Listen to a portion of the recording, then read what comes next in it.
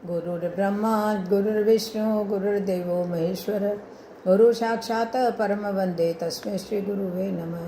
बोलो गुरुदेव की जय हो, माता पिता की जय हो, बृहस्पति देव की जय हो, कार्तिक महात्म्य की जय हो। आज कार्तिक महात्म्य का 8वां अध्याय। देव ऋषि नारद जी बोले, हे राजन, अब मैं कार्तिक के व्रतों के संक्षेप में उद्यापन कहता हूँ। कार्तिक शुक्ल पक्ष की चतुर्दशी के दिन उद्यापन करें। तुलसी के ऊपर 4 द्वारों का मंडप बनाकर तोरण बंधनवार बांधकर फूल और चमर से सजावें और चारों द्वारों पर मिट्टी के बने पुण्यशील सुशील जय और विजय द्वारपालों का पूजन करें और तुलसी के पास 4 रंगों से सुशोभित सर्वतोभद्र चक्र बनावें। इसके ऊपर पंचरत्न और नारियल रखकर एक सुंदर कलश स्थापित करें। फिर वहाँ शंख चक्र गदाधारी पीताम्बर से युक्त लक्ष्मी सहित विष्णु भगवान की स्थापना करके पूजा करें। चतुर्दशी को भक्तिपूर्वक शांत भाव और सावधानी से उपवास करें। गुरु की आज्ञा को प्राप्त करके भगवान कृष्ण की स्वर्णमयी प्रतिमा का पूजन कर भोग अर्पण करें। रात्रि में जागरण और भजन कीर्तन करते रहें। प्रातःकाल उठकर नित्य नियमित कर्म करें, पश्चात हवन करें, ब्राह्मणों को भोजन करावें और अपनी सामर्थ्य के अनुसार दक्षिणा देवें। उपवास कर ऐसे बैंकुट को पावें। इस बैंकुट चतुर्दशी के महात्म्य को देवता और शेष जी 100 वर्ष में भी नहीं कह सकते। जो भगवान चक्रपाणि ने जागरण में भक्तिपूर्वक आंगन में गायन और नृत्य करते हैं, उनको शस्त्र गौ के दान का फल मिलता। इसी दिन विष्णु भगवान मत्स्य रूप हुए थे, अतः उनको प्रसन्न करने के लिए इस तिथि में उन ब्राह्मणों को खीर आदि अन्न का भोजन करावें तथा अतो देवा मंत्रों से तिल और खीर का हवन करें। तत्पश्चात यथाशक्ति दक्षिणा दें और नमस्कार करें, जिसके करने से अक्षय फल मिलता है। फिर विधि पूर्वक कपिला गौ का पूजन करें और उपदेश करने वाले गुरु को सपत्नीक वस्त्र आभूषण से सुसज्जित कर समापन करावें। प्रार्थना मंत्र से आपकी प्रसन्नता से मेरे 7 जन्म के पाप नष्ट हो जाएं और मेरे मनोरथ सफल होवें और मरण उपरांत मुझे विष्णु लोक की प्राप्ति हो। ऐसे उन ब्राह्मणों के से क्षमापान करा के और प्रसन्न कर पूजा की सामग्री गौ के समेत गुरु को निवेदन करें। फिर अपने बांधवों सहित स्वयं भोजन करें। कार्तिक और माघ की यह विधि कही है। ऐसे सम्यक रीति से कार्तिक का व्रत करने वाला संपूर्ण कामनाओं से युक्त विष्णु भगवान के समीप चला जाता है। बोलो कार्तिक महात्म्य की जय हो। अब आज है अहोई अष्टमी, उसके आप सबको बहुत बहुत बधाई। अब अहोई अष्टमी का व्रत की कथा सुना रही हूँ।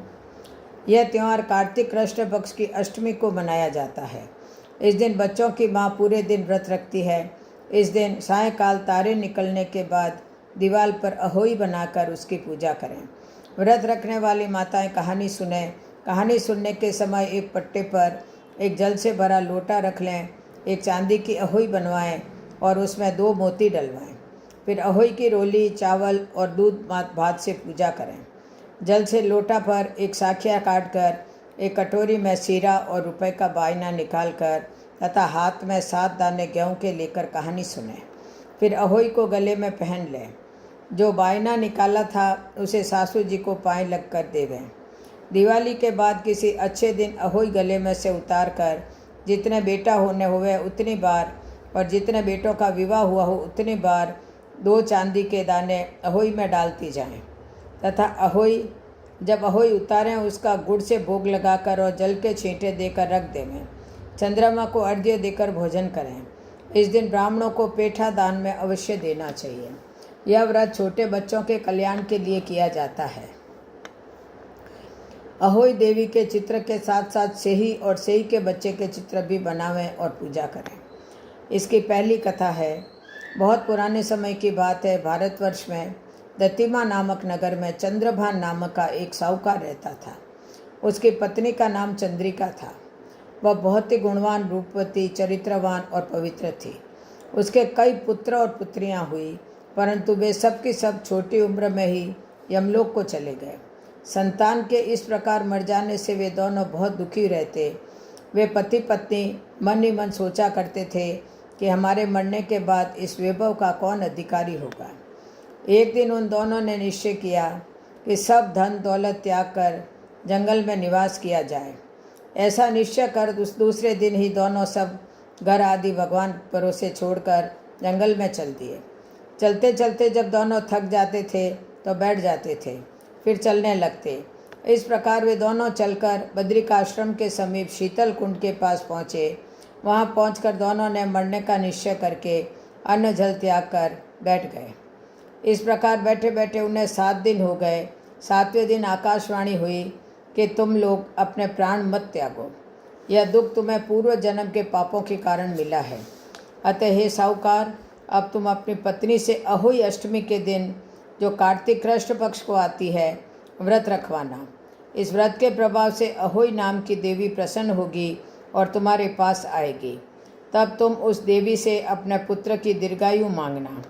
व्रत के दिन रात्रि को तुम राधा कुंड में स्नान करना। कार्तिक कृष्ण पक्ष की अष्टमी आने पर चंद्रिका ने बड़ी श्रद्धा से अहोई देवी का व्रत धारण किया और रात्रि को साहूकार राधा कुंड में स्नान करने गया। साहूकार जब राधा स्नान करके घर लौट रहा था तो रास्ते में अहोई देवी ने उसे दर्शन दिया और बोली, साहूकार, मैं तुमसे बहुत खुश हूँ, तो मुझसे कुछ भी वर मांग लो। साहूकार अहोई देवी के दर्शन कर बहुत खुश हुआ और कहा, माँ, मेरे बच्चे कम उम्र में ही देवलोक को चले जाते हैं, अतः माँ उनको दीर्घायु होने का आशीर्वाद दीजिए। अहोई देवी ने कहा, ऐसा ही होगा। इतना कहकर अहोई देवी अंतर्ध्यान हो गई।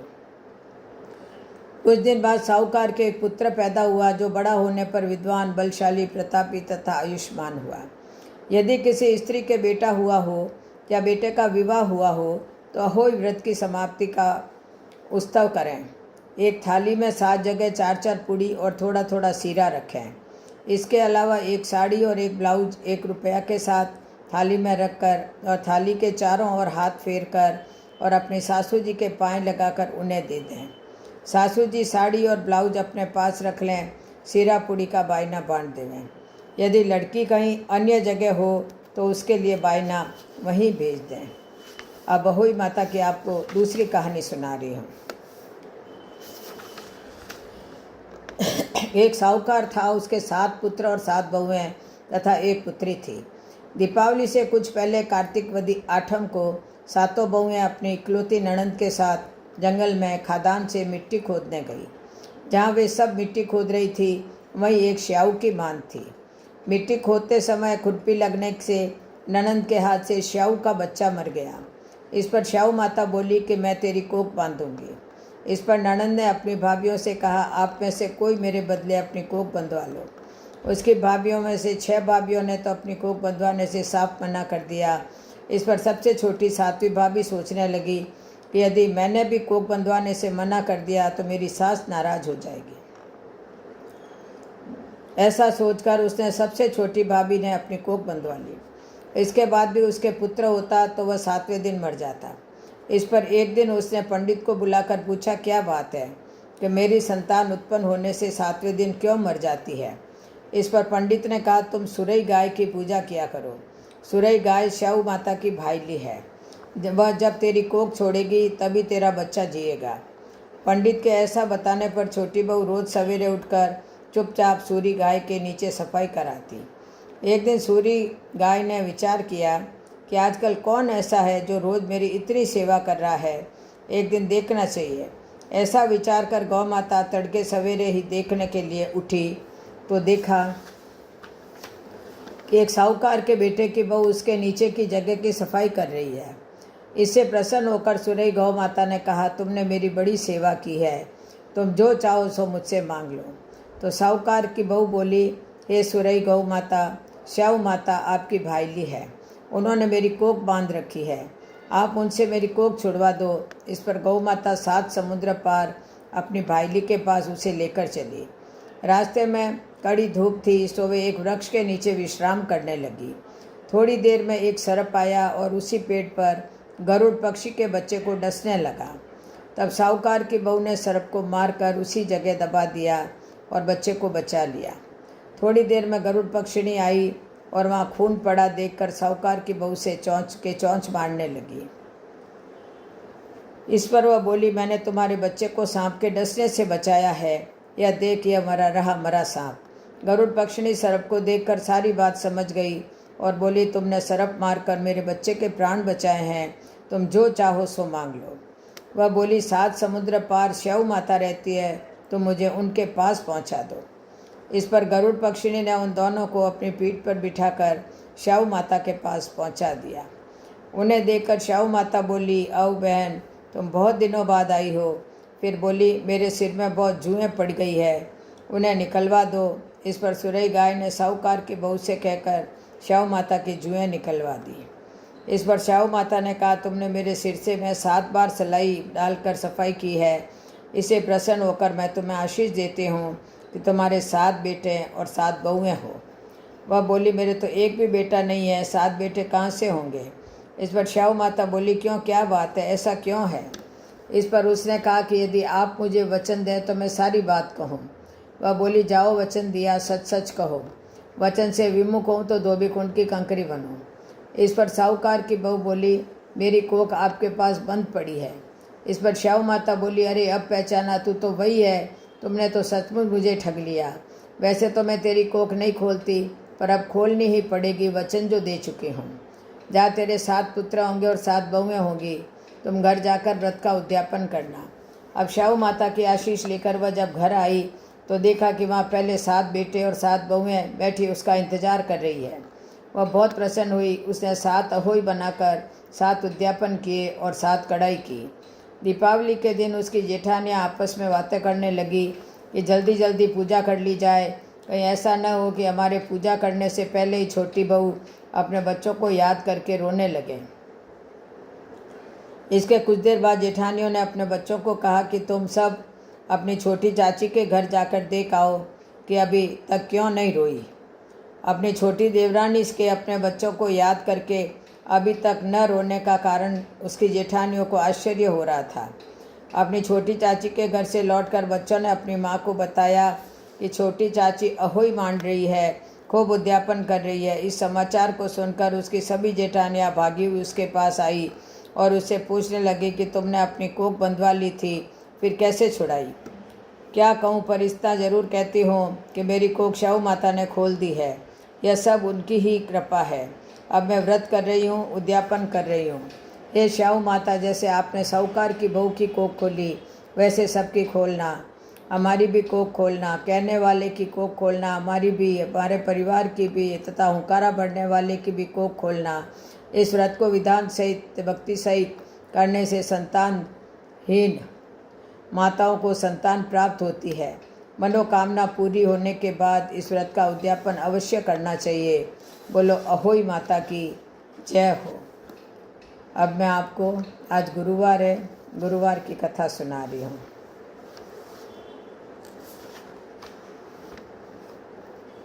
एक बहुत गरीब ग्वालियर का छोरा था, गाय चरा रहा था। एक दिन उसके पास बृहस्पति जी महाराज आए। उन्होंने कहा कि छोरा, तेरी गाय मैं चरा लाऊंगा तो मेरे को नवा दे, मेरी धोती धो दे। छोरा बोला, मैं गाय भी चरा लाऊंगा, आपको नाव भी दूंगा और आपकी धोती भी धो दूंगा। बृहस्पति जी ने कहा, भाई जो मन मेरे को नावे उनके घर में जिमिया भी करूँ। छोरा ने कहा कि जिम लेना। जाकर माँ से बोला, माँ आज एक बटाऊ को जीमन खातर नेता दिया है। माँ ने कहा, इतना आटा है, 4 रोटी बनाई पड़ी है, 2 उनको दे देंगे, 2 एक अपन खा लेंगे। बटाऊ आया, कहा कि छोरा ला जीमा। बटाऊ ने जीमन को बैठा दिया, 2 रोटी और करेले के साग को परोस दिया। कहा कि लो जीमो महाराज। बृहस्पति जी बोले कि छोरा कहीं ऐसी रोटी जिमावेगा। छोरा बोला कि मेरे तो ऐसी का भी घाटा है। बृहस्पति दोनों रोटी खाकर बोले कि मैंने तो छका भी नहीं। 2 रोटी और थी, वे भी परोस दी। बृहस्पति जी खाकर बोले कि छोरा 7 तरह का थोड़ा थोड़ा अनाज का दाना ला। छोरा मोदी करने से ले आया। बृहस्पति जी ने कहा, इसको तेरे घर के सगड़ कोने में पूर दिया तो 7 टकने धन का भर गया। बृहस्पति महाराज पीले घोड़े पर पीला कपड़ा पहन के जाने लगे तो छोरा की माँ रास्ते में पीछे भागी और बोलने लगी कि ठहरो महाराज। बृहस्पति जी बोले कि तो अभी भी धन से धापी नहीं क्या। छोरा की माँ बोली, मैं तो धाप गई, पर आप कौन हो ये तो बताओ। तो बोले कि मैं बृहस्पति हूँ। जब उसने कहा कि आपने मेरा बहुत उपकार किया, मैं भी आपकी सेवा करूँगी। बृहस्पति बोले कि बृहस्पतिवार ने केला की गाछ की पूजा करो, पीला नाज खाओ, पीला पहनो, दान करो तो पीला घोड़ा, पीला नाज, पीलो फूल और पीली दक्षिणा, पीला फल दो। मैं तो इतने में भी राजी हो जाऊं।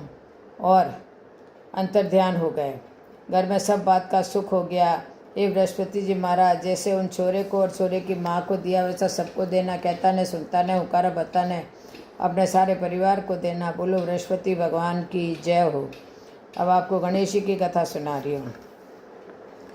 विष्णु भगवान लक्ष्मी जी से शादी करने के लिए जाने लगे तो सारे देवी देवता ने बारात ले जाने के लिए बुलाया।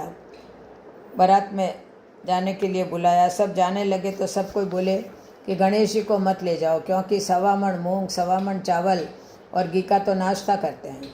जीवने के लिए बुलाने पर धुंध दुधाला, सूंड सुंडाला, उखल से पाँव, छाजले से कान, मस्तक मोटा, लज्जावे भीम कुमारी, लज्जावे कुन्नणापुर की नारी, इनको साथ ले जाकर क्या करेंगे?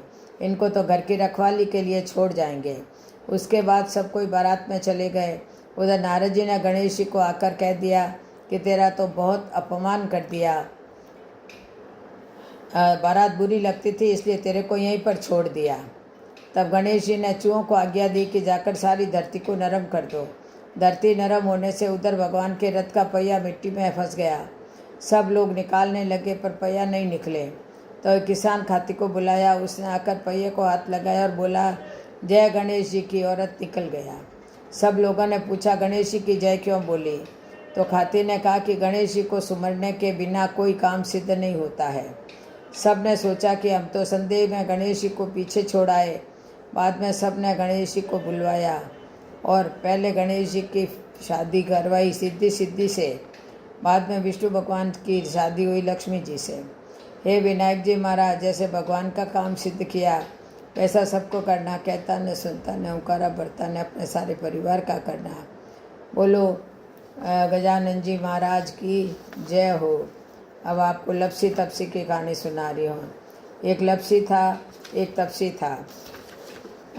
लपसी रोजाना 1.25 सेर का हलवा बनाकर भगवान को भोग लगाकर टाली हिलाकर जिम लेता। एक दिन दोनों में झगड़ा हो गया। लपसी बोला मैं बड़ा, तपसी बोला मैं बड़ा, क्योंकि मैं भगवान की तपस्या करता हूँ।